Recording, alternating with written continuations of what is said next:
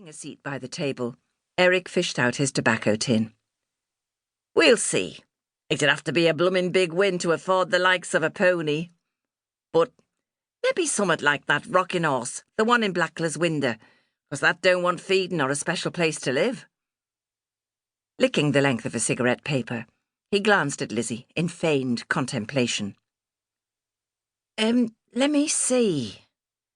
What was his name again?" "Blackie," Lizzy squealed in delight. "That's his name. And you're right. He's better than a real horse 'cause he can't chuck you off." Now Lizzy dusted the fallen petals from her knees as she considered the unfairness of it all. Her little family might not have had much money, but Lizzy, Mary and Eric Atherton had been very happy with their lot. Even though they couldn't afford to go on holidays, Eric had always ensured they had enough money put by for a day trip to Seaforth Sands or New Brighton. Lizzy liked going to the fair in New Brighton best, because her father always took her for a ride on the carousel. Lizzy would choose which horse she wanted to ride, and her father would sit behind her to make sure she didn't fall off, whilst shouting at their steed to "Gee up, Neddy!" Lost in her thoughts, Lizzy chuckled out loud, causing Albert, who'd been promising to love and to cherish, to glare at her over his shoulder. She mouthed the word "sorry" before turning her attention back to the petals, which now lay about her feet like confetti. They reminded her of the day her father had come home from work carrying a rather dishevelled Christmas tree in his arms.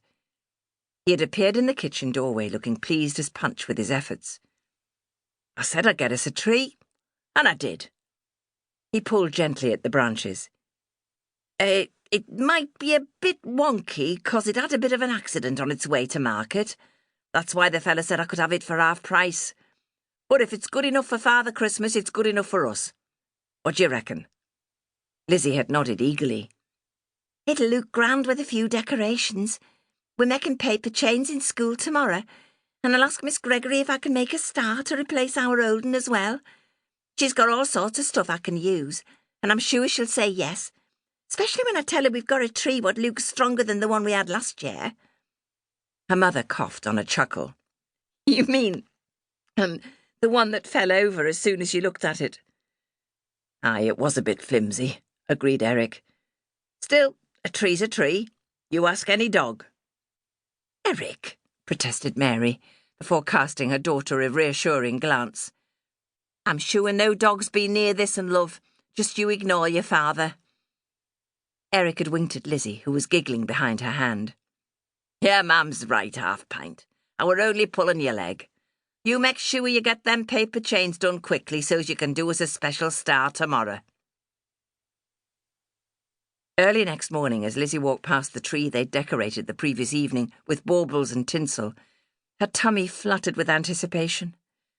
She loved making things in school, and could not wait to ask Miss Gregory if she could use some gold glitter to make her star look extra special.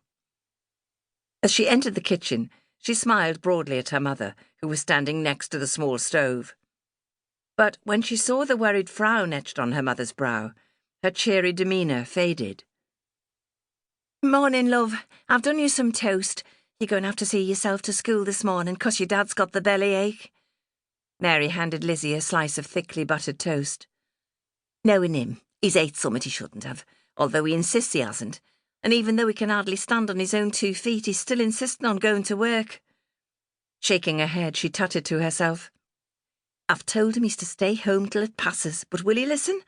Will he eckers like? So if I don't stay here to keep an eye on him, he'll be sneaking off as soon as me back's turned." She started to wrap Lizzy's sandwiches in greaseproof paper. "Be a good girl and go straight to school. I'll be there to pick you up at home time." Lizzy nodded. Her mouth full of toast, she managed a muffled "yes" before swallowing hard and adding, "I'm going to make me special star in school today. I bet that'll make Daddy feel better." Mary handed her the neat, greaseproof packet. "I'm sure it will. You know how excited your father gets at Christmas. He's worse than most kids. Now be a good girl and kiss your father goodbye before you leave." Lizzy jogged up the stairs and knocked briefly on the door to her parents' bedroom. Hearing a distant